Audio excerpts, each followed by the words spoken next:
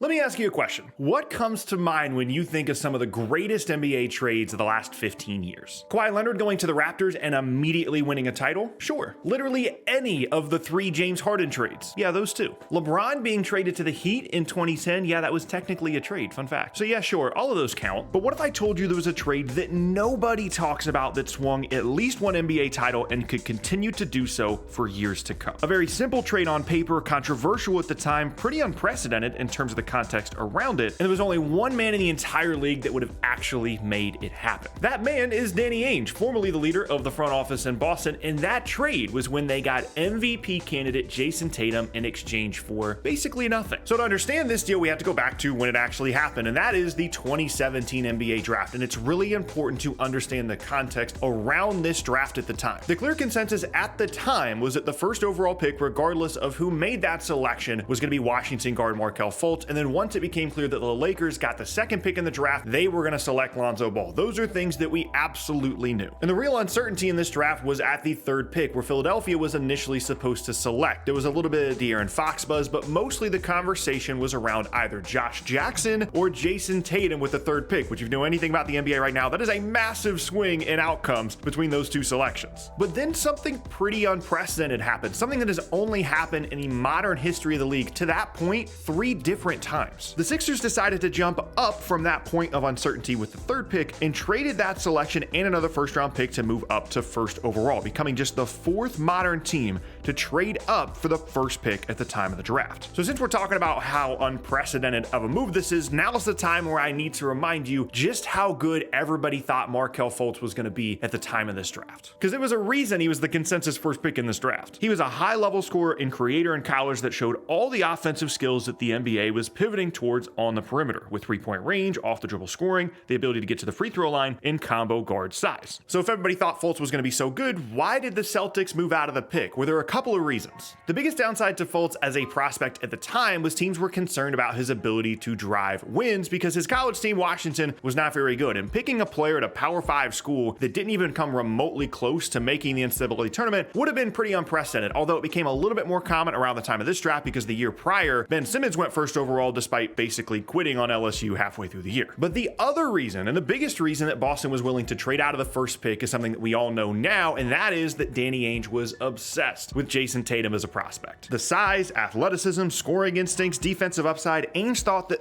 that was where the league was going rather than Fultz. And by the way, for the first of many times in this video, he was absolutely right. So basically, Ainge decided that he was going to take Tatum at number 1, but even a week prior to the draft when this trade occurred, nobody else in the league seemed to have caught up. So he decided to take a pretty big risk. Again, the 1st overall pick does not get traded around draft time very often, but he wanted to maximize the value of that selection. But there were a couple of things in terms of context that really helped this come together. The first was that every team in the league, other than Boston, apparently, would have taken Markelle Fultz 1st overall, which meant that Ainge knew that everybody wanted the pick, which really increased the value of it. And the Lakers were very transparent at the time about the fact that they planned on taking Lonzo Ball 2nd because they knew he was going to be there, which left the 3rd spot, and trading back with Philadelphia is a very obvious spot for Ainge to trade back, get more value, and still get his guy in Tatum. Now, theoretically, Ainge could have gotten burned on this if Philly just lied. We're like, yeah, we're going to take Markelle Fultz, and then they took Tatum at 1, but he must have had pretty good intel at the time that nobody else would have taken Tatum 1st overall, which allowed him to pretty comfortably move back to the 3rd spot. Meanwhile, for Philly, the team that moved up, Fultz seemed to be a great get for them as well. They had size on the wing at the 5 spot with Ben Simmons and Joel Embiid, but what they really needed, and needed for pretty much the entirety of the Simmons and Embiid era, was a guard that could play and create alongside Simmons while also spacing the floor off the ball and having enough size to maintain what would become one of the best defensive lineups in the league over the next few seasons. So at the time, Fultz was a perfect choice, and honestly, for Philadelphia in that moment as a prospect, Fultz was exactly that for them. He was perfect. Without knowing what was going to ultimately happen to the careers of both Fultz and Tatum, it was a pretty fair deal at the time. Philly got the best prospect in the draft that fit their up-and-coming team perfectly, while the Celtics got an intriguing wing and another 1st-round pick to help them with their long-term rebuild. As we all now know, though, this is one of the most lopsided trades in NBA history. And I don't mean to be insensitive about this, because what happened in Markelle Fultz's time in Philadelphia could not have been easy for him, but the best way to put this is that he provided basically zero value to Philadelphia in exchange for the selection that would ultimately become MVP candidate Jayson Tatum. Fultz played in a total of 26 games for the Sixers and was sent away to the Magic after just 2 seasons, and the only thing that saved them is that part of that deal deal included a complicated way of getting back their own 2020 first-round pick, which ended up being Tyrese Maxey. But whatever happened with Fultz, which has been talked about a ton to completely change his shooting form and alter the confidence of a consensus first pick in the draft, whoever's fault that was, it completely changed the trajectory of the Sixers franchise. If they hit with that Fultz pick or just stayed at 3 and took Tatum, it's pretty easy to argue that they would have made the finals by now and maybe even won a title. The size and two-way potential of a Tatum, Simmons, Embiid frontcourt would have been impossible to handle, while a guard in the mold of what Fultz was projected to be would have been exactly the offensive force that the Sixers needed, and likely would have prevented some of the desperate trades they made down the road to try and fix the initial mistake of missing on Fultz, like trading for half a year of Jimmy Butler, ultimately getting Josh Richardson in a sign and trade the following offseason, or the Tobias Harris trade. Meanwhile, for Boston, despite years and years of smart drafting and trades, their team would not look even remotely the same if you replace the career of Tatum to this point with Fultz. His development into a top 10 player in the league has catapulted the Celtics to the status of top tier contender, and trading back in the draft while still getting that kind of value is insane. Now granted, if the Sixers didn't take the deal, then Boston could have just stayed at 1 and taken Tatum anyway, which reportedly would have been the plan by Ainge, but even that would have been a pretty incredible decision at the time. Going out on a limb and going away from the consensus first pick in the draft in Fultz and going and getting a guy in Tatum that could have easily slipped as far as 4 in this draft, although in hindsight, obviously the right choice,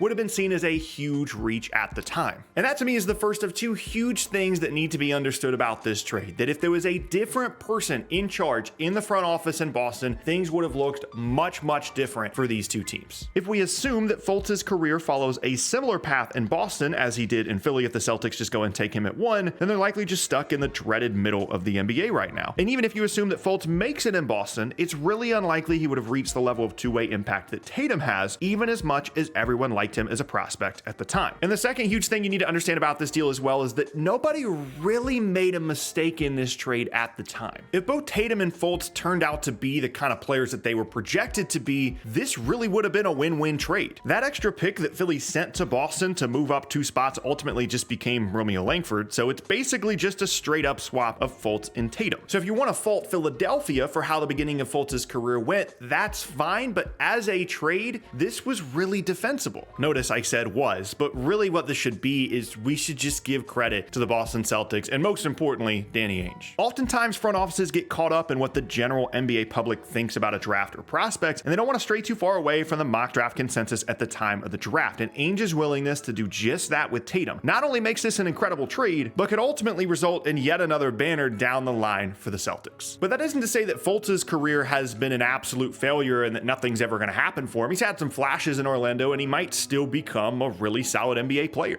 despite the crazy circumstances of the beginning of his career. And honestly, that's probably the saddest part of all of this. Not only that Fultz's career was derailed by how things started in Philly, but it also pretty much derailed the entire process era for the Sixers. This was a team that was once the most exciting story in basketball after finally getting a few draft picks right, and at the time of the trade up for Fultz, still had a ton of assets to make moves into the future, which of course they did do and continue to do, but they've never really delivered on the promise that the process once brought to the organization, which is made all that more painful by the fact that they could have just had an MVP candidate in Jayson Tatum in the first place. And trading away a future MVP caliber player like that is, as is the theme of this trade and this video, pretty unprecedented. I mentioned a few examples in the intro, but really none of them quite match this situation, because even though in the case of the first Harden trade to Houston, he was still a young player, trading down at draft time and still getting a player the caliber of Tatum is pretty rare. The closest example would be the Luka Doncic Trae Young trade, because the Mavs traded down and still got an MVP candidate, although of course Trae Young is way better than Markelle Fultz. And if you like these kinds of videos, I can certainly make one on that trade as well, and that's probably the closest you can get to matching exactly what this trade was supposed to look like. But honestly, if you look throughout the history of the league, I don't know if there is a more lopsided player for player trade in modern NBA history, especially when you consider the fact that not only did the Celtics get the better player, but they got a first round pick in the deal as well. And by the way, I can't believe I got this far into the video without mentioning this.